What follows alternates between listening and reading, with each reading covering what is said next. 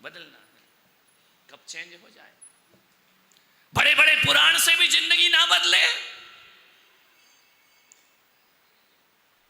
पेड़ का पीला पत्ता आपको जीवन का संदेश दे सकता है, पानी का बुलबुला आदमी को संदेश दे सकता है। लेने वाला चाहिए। आचार्य विद्यासागर जी महाराज 90 कब आए थे? 90 में। तुमको क्या पता यार, वो हमारे गांव के। बरगी में कब आए थे? 92 में। बरगी नगर में उनका आगमन हुआ। पहली बार मेरे छोटे से गांव में आचार्य महाराज का पदार्पण हुआ। सब लोग उमड़ पड़ा, रेला का रेला उनके दर्शन के लिए, उनको देखने के लिए। आज से 33-34 साल पहले मुझसे भी लोगों ने कहा कि बहुत बड़े संत आ रहे हैं, आप चलिए उनके दर्शन करिए, उनको आहार दीजिए।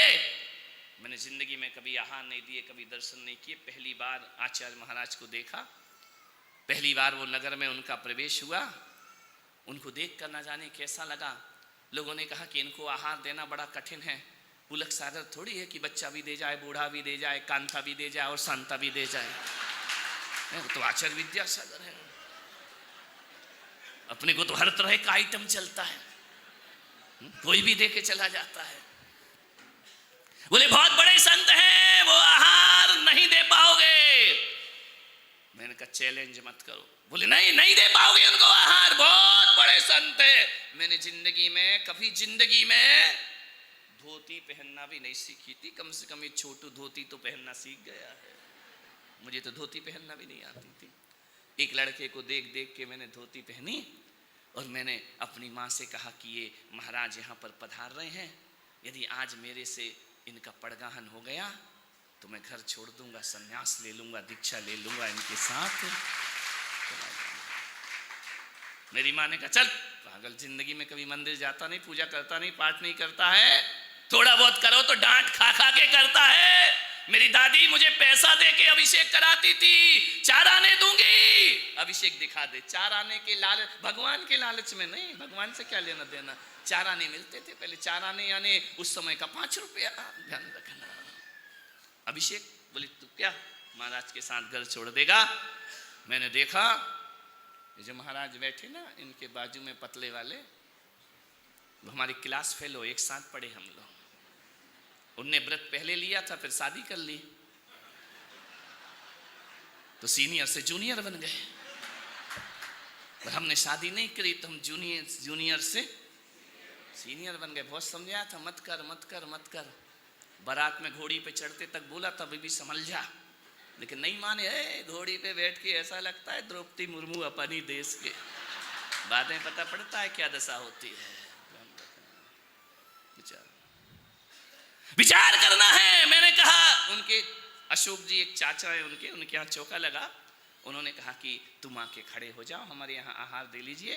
मैं गया, खड़ा हो गया। भगवान आचार्य महाराज मंदिर से निकले, विधि लेकर, संकल्प लेकर, अभिग्रह लेकर, प्रतिज्ञा लेकर, और ना जाने उस दिन क्या हुआ, महाराज मेरे सामने आकर के खड़े हो।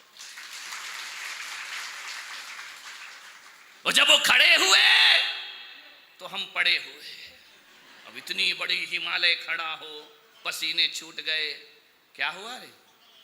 क्या ऊपर वाला बुला रहा? अभी रुकनो यार, फूड मंत्री को अभी मत ले जा, बुलाने दो ऊपर वाले को, कैंसिल करो। ऊपर वाला बुला रहा, इतनी इज्जत से अपन थोड़ी जाएंगे, आराम से जाएंगे जब जाना है। बुलाए और चल दिए, ऐसे कैसे चल देंगे? कई पिटीशन लगेंगी अभी। महाराज खड़े हो गए, ऐसा लगा कि किसी चींटी के सामने कोई हिमालय आकर के खड़ा हो गया। शब्द रुंध गए, बोल नहीं सका, मन शुद्धि वचन शुद्धि कुछ नहीं कर सका। महाराज खड़े हो गए, आहार दे रहा हूं, मैं खड़ा हूं, अंदर सोच रहा हूं गया काम से तूने प्रतिज्ञा ली थी, निपट गई फाइल आज तुम्हारी। महाराज ने, मुझे भी उम्मीद थी कि नहीं लेंगे, ले लिया। अब ले लिया तो फिर ले लिया। रघुकुल रीत सदा चले आई, प्राण जाए पर चल दिए महाराज के पीछे पीछे। तुम्हारे जैसे नहीं ताली ताली ताली ताली। महाराज महाराज महाराज, महाराज गए तो हम नाराज नाराज नाराज। कब जीवन में क्या घटना घट जाए, कब क्या हो जाए, कब जीवन में परिवर्तन की लहर आ जाए, कुछ नहीं कह सकते।